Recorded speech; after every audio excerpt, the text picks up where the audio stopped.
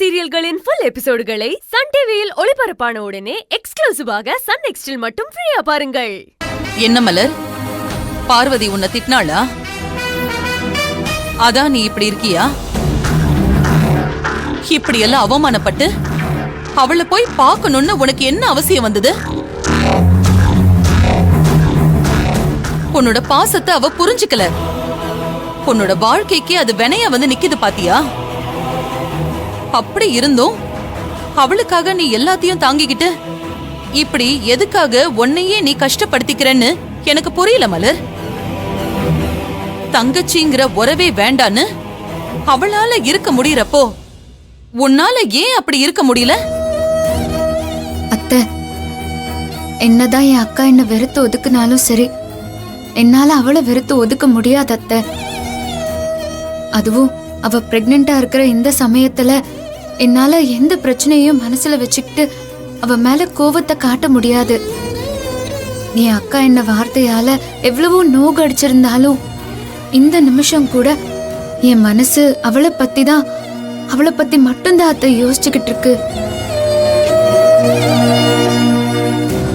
இப்பதான் என் அக்காக்கு ஒரு நல்லது நடந்திருக்கு. ஆனா விதிவசத்தால இந்த சந்தோஷத்தை அவளால முழுசா அனுபவிக்க முடியாத அளவுக்கு ஆயிடுச்சு.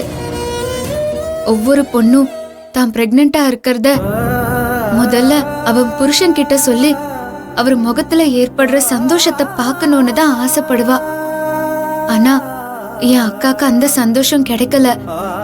ஒத்த ஆளா இருந்தவ இப்போ ஒரு குழந்தைக்கு தாய் ஆயிருக்கா.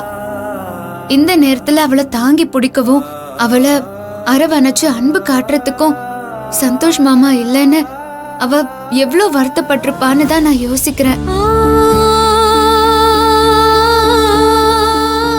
பார்வதி அக்கா கூட நான் பேசக்கூடாது, அவளை பார்க்க கூடாதுன்னு நீங்க சொல்லிருக்கீங்க. நான் உங்க வார்த்தைய மதிக்கிறேன் அத்தை. ஆனா இந்த சமயத்துல என்னால அப்படி இருக்க முடியுமான்னு எனக்கு சத்தியமா தெரியல அத்தை. தாய்மையோட மகத்துவம் என்னன்னு உங்க அளவுக்கு இங்க யாருக்கும் தெரிஞ்சிருக்க முடியாது. 10 வருஷம் தவ இருந்து பெத்த புள்ள அர்ஜுன்னு நீங்க கர்வமா சொல்லும் போதெல்லாம் ஒரு அம்மாவா உங்களோட பாசத்தை வெளிப்படுத்தி பூரிச்சு போகும் போதெல்லாம் அந்த தாய்மையோட உணர்வு என்னன்னு நான் நிறைய தடவை பார்த்திருக்கேன் அத்தை. என்ன தாயா இருந்து வளர்த்தவ இன்னைக்கு ஒரு குழந்தைக்கு தாய் ஆயிருக்கா.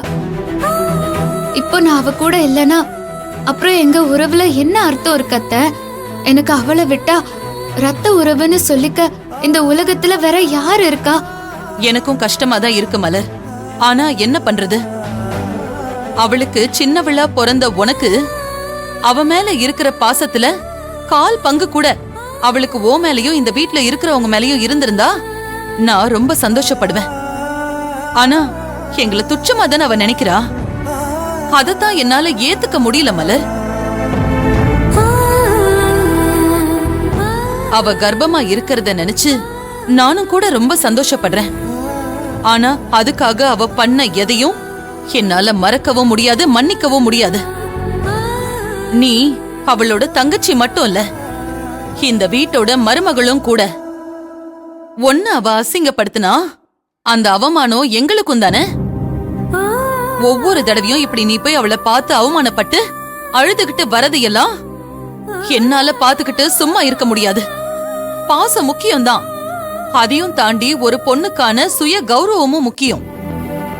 அவ வாக்கப்பட்ட வீட்டோட கௌரவம் கூட முக்கியம்.